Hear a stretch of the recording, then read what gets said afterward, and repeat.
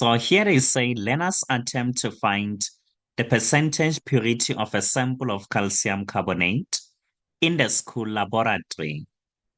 To do this, they add 1.5 grams of impure calcium carbonate to excess hydrochloric acid of concentration 2 moles per cubic decimeter.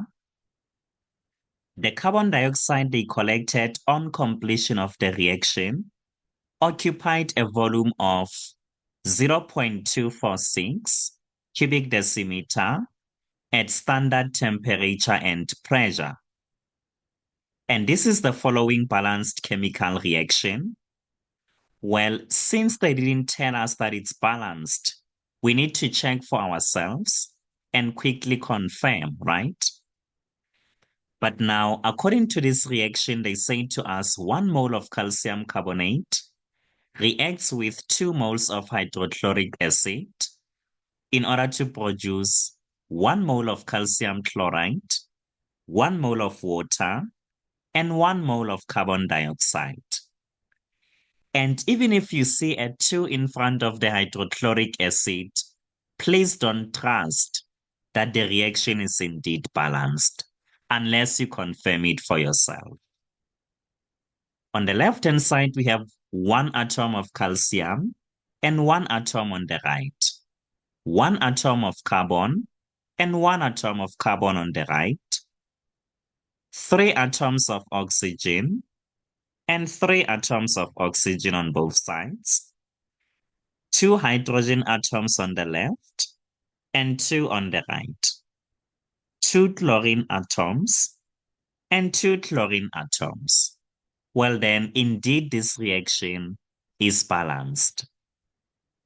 Now the question is asking us to determine the percentage purity of this calcium carbonate sample, okay? Okay, fine.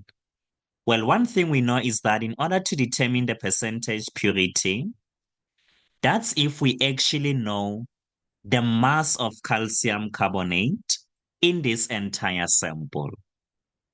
So we'll take that mass of calcium carbonate, divide it by the total mass of the impure sample, and multiply the whole thing by 100. Well, that's fine. But now remember, this is what they tell us. They say we have excess hydrochloric acid. Now, what is the meaning of that?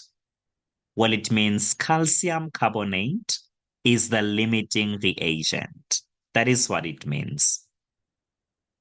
That's fine. But then I want you to realize in this case, we are not going to use hydrochloric acid in order to find the mass of calcium carbonate. But instead, we are going to use the product, which is carbon dioxide. Because we are given the volume of carbon dioxide, and since we are given that this takes place at STP, it means we also know the molar gas volume, which is 22.4, right? But remember, this value is not always constant. It depends on the mood of the examiner. So please, please, please always go to your table of constants in order to check which value the examiner chose to assign to the molar gas volume on the day you are writing the exam. Don't always assume it's 22.4. Yeah, I think it's the only constant that changes depending on the mood of the examiner. So please be careful of that. Yeah, I think we've said enough analysis. So we are actually ready to go and show no signs of mercy. So let's go ahead. Well, this is what we said. In order for us to find the mass of this calcium carbonate, we need to use carbon dioxide, okay?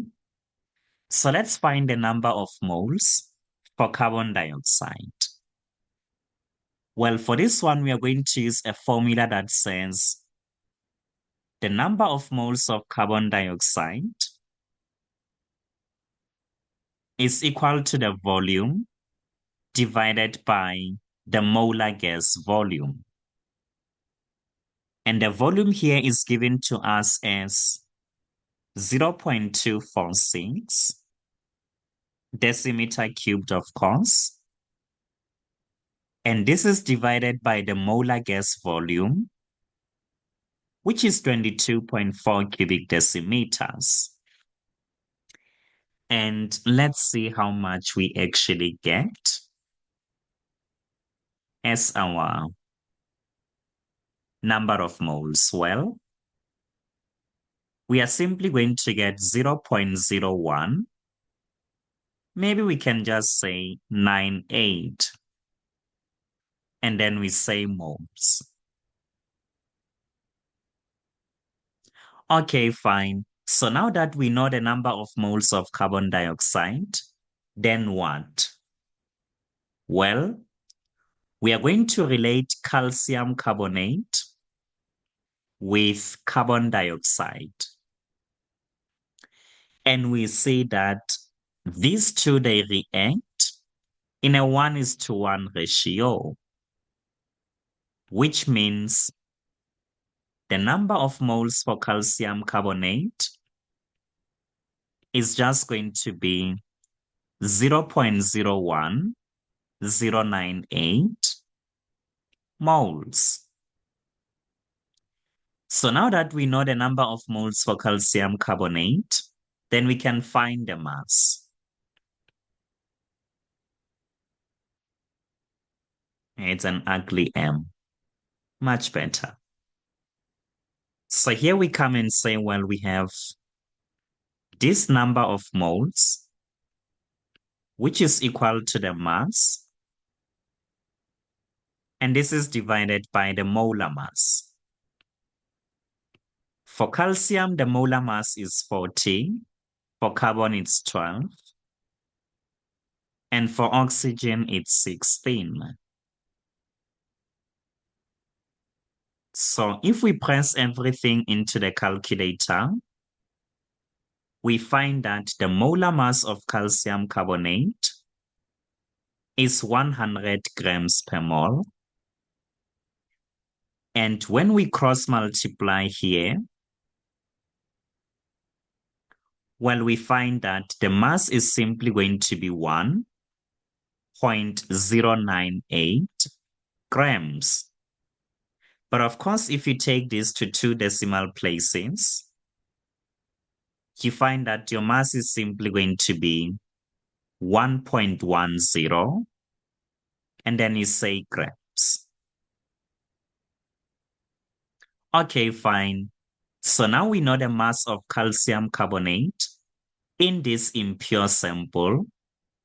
So in order to find the percentage purity, well, it's now going to be easy. So we take the mass of calcium carbonate and we divide it by the mass of the sample. And here they said it's 1.5 grams. Then we multiply this by 100. So let's see how much we actually get when pressing this into the calculator. Well, we find that our percentage purity will be 73.33%. And that's just it for this one.